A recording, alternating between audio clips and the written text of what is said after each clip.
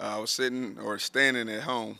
I was with my family, my wife, and then my three kids. So my son Taylor was pretty optimistic throughout, and then my daughters, um, Reagan, who was my oldest, and then Cameron were kind of like, "Daddy, are you okay? Are you good? Are you okay? You want to sit down?" And I was like, "No, guys, I'm gonna stand." And so we found out the news, and we actually had my mother-in-law in town as well. Her and my wife, went crazy, and the kids enjoyed it as well. So it was a pretty cool moment. Yeah, what does it mean to not only see the team get rewarded for the work they've done so far, but have the chance to compete and perform? You know, the thing that's the most special about it, I think, is just our guys having the opportunity to put themselves, one in a historical place, and being one of the first teams in the expanded playoff. But then two, the hard work that they've sacrificed over the past 2 years, right? Um, you've seen them this year, and you've seen how they've played and how they prepared and going into the ACC and being able to show people that they belong, as we talked about. But then you think about over the past 2 years, just the way that they've helped impact this program and change it. We all as coaches just felt like they deserved the opportunity, right? And that, you know, just because you deserve things don't mean you always get them. But we thought that they had done enough to show not only the ACC but nationally, college football, who they were and that they deserved that opportunity. And they kind of felt like they didn't get that chance last year, and so to see them have that opportunity this year has been amazing. And that was the thing I was most excited about. I didn't think about coaching in the game or anything like that. I just felt like the young men in my room, as well as the guys throughout the course of the team, seeing them have this chance is pretty cool. Going back to the championship game, a couple miscues early on there where they were able to get the big touchdowns, but it seemed like the defense really locked in from there. To talk about the performance, the defense as a whole, but also specifically your Bruins. Yeah, it was frustrating at the beginning just because we've done some things that we hadn't done pretty much all throughout the season, but for sure not for the past 6 to 8 weeks. And so, one of the big things that has been good for us and for us to see from our guys is that they've been pretty resilient throughout the course of the year. And so, uh, for a moment, you could see that resiliency a little fractured, but then we rallied together on the sideline. We talked about one play focus, right, which is what we've talked about throughout the course of the season. Some things didn't go the way we wanted them to.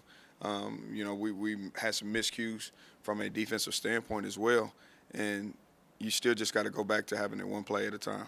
We can't look at the scoreboard and we can't say that we're going to get it all in one play or in one drive. But if we have a one play focus and we're intentional about that play, and then we begin to stack those plays, it puts us in a position to be where we want it to be. And so I think that's what you were able to see from middle of the second quarter on, and then definitely in the second half for us to hone in on that one play focus and try our best to put our team as well as our offense in a position to be there in the end. So. What does practice kind of look like this week and next week? Obviously, you want to prep for an important game, but be aware that you guys are at a point this long in the season have played this many games. You're going to be playing more after that. How do you guys approach that? I think for us, the big positive has been that we've had some bye weeks. We had three on the course of the season. We've been going since the end of July as far as being able to practice. And so we had to make sure, and Coach Lashley has always done a good job throughout the course of the season and over the past three seasons of making sure our guys are fresh. That doesn't mean that we're not going to practice. That doesn't mean we're not going to be physical, but we're also going to be smart. We're at a point in the season where you could be banged up and you could be missing guys, and we got a lot of key guys that are pretty healthy, and we want to keep them that way so that we can go out and be the best version of ourselves, the fastest version of ourselves. And so we've practiced the second half of the week and into next week, and try to make sure that we treat this similar to that bye week or those bye weeks, and keeping the blade sharp, but also staying healthy. And then, next week is a traditional game week. You don't really change too much of anything. What you've done to this point has worked, and so now it's about focusing on being the best you that you can be. Yeah, what does the wear and tear for a cornerback look like as you go through the season? What are kind of the areas where they need to make sure that they're staying healthy and making sure that they can perform at that time? It's a position that it's not overly rotated, right? You're gonna play 2 to 3 guys for the most part, and it's kind of like driving a car. At a certain point in time, there's some wear and tear on that car and the tread on the tires that you got to be careful of, because those guys are going to run all the time. They're going to, run when they're in coverage, run to the ball, on special teams. And so being smart about the number of reps that they're taking. A kid like Brandon Crossley, this is, his 6th year, so he's a super senior, and he's played a lot of football. There are times where we'll scale back some of his reps to make sure that he can be fresh. And then there's other guys in the room that we need to make sure are ready to go in case he is worn or deuce or any of those things. And so that was one of the things that was tough in the conference championship. We were without Jalen Smoke Robinson, and his rotational piece throughout the course of the season has been pretty big for us, especially the skill set that he brings. So our guys did a really good job of gutting that game out and doing the best that they could in the second half. Like I said, made a few plays. We kind of go into that same mindset, but now we got a big piece back in Smoke. And so, we're looking forward to the challenge of, going up against Penn State. We are expecting him back. Our training staff can give you the more specifics. I coach them. I let them handle the medical part of things, but he's trending in a position where we expect him to be back and available for next week.